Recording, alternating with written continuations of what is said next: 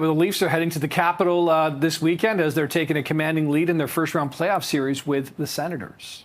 To the zone, drops for Domi. He's through. Domi scores! And there was certainly excitement on the inside, but Maple Leaf Square was electric. Max Domi came up big for Toronto in OT in the second game of the Battle of Ontario. He found the back of the net early in the extra frame to send the Leafs to a 3-2 win. And joining us now for a bit of a debrief this morning is John Viveiros, host of Hot Take Hockey. John, what's your hot take on Game 2? Hot take is the Leafs maybe didn't deserve the win, but they get the win, and it's an ugly win, and it's in a new Craig Berube era. So I think when you're looking at the Toronto Maple Leafs, so many past disappointments.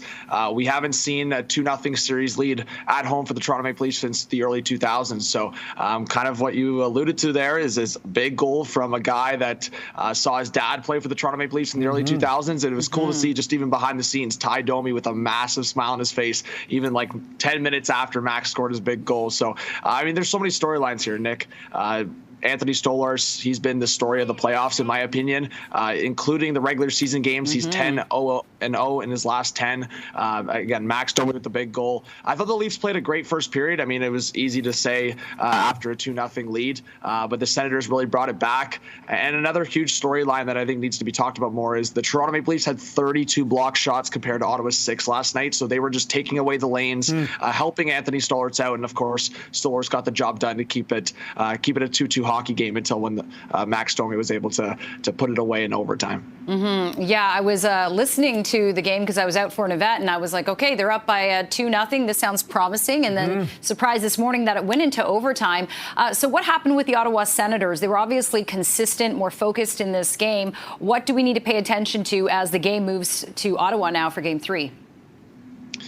They were definitely a lot more disciplined, Jennifer. The Leafs only got 1 power play last night compared to Ottawa's 3. So I know that was a bit of a conversation after Game 1 that the Leafs were definitely getting favored in the power play category and getting power play goals. They got 3 in Game 1, but that definitely wasn't a factor in Game 2. So Ottawa a little bit more composed, a little bit more disciplined in Game 2. I expect more of that in Game 3. And also just a lot of shot attempts. I think that was the message from head coach Travis Green for the Ottawa Senators, is just get a lot of shots towards the net. But as I mentioned, the Leafs were blocking a lot of shots last night. The Sens were still able to get 28 shots on net. So I expect more of that in Ottawa. And then, of course, they'll have a bit of their home crowd. I expect some Leaf fans to try to sneak into the building, show Leaf Nation on the road. I know Leaf Nation always travels well.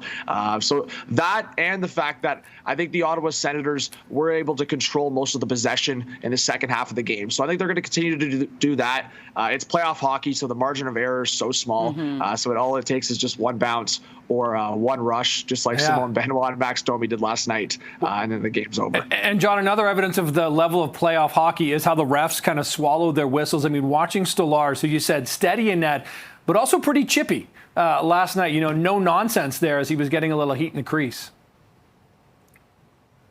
After the game about how many roughing calls he's gotten over his career. And yeah, I know that clip kind of went viral of him giving it to Ridley Gregg in front of the net. And I think that's an overall message from the Toronto Maple Leafs and what's happening here. Like Ridley Gregg had a couple controversial plays in Game 1 and physical plays. And Matthew Nyes, along with a few other Leafs, were pretty vocal that they're not going to let that go. And Anthony Stolarz, just a veteran, a guy that's won a Stanley Cup, and now his first kind of run here as a starter. He was definitely getting into it there. Maybe got away with being the only penalty as it was kind of evened up there. But no, you're right, Nick. I mean, overall, whether it's the Craig Berube style or just the Leafs not wanting to put up with it, it's kind of a refreshing look for Leaf fans. The grit, the sandpaper they're looking for. Yeah, for sure. Okay, we'll see what happens in Ottawa. John Viveiros, host of Hot Take Hockey. Thanks for your hot take this morning. Appreciate it.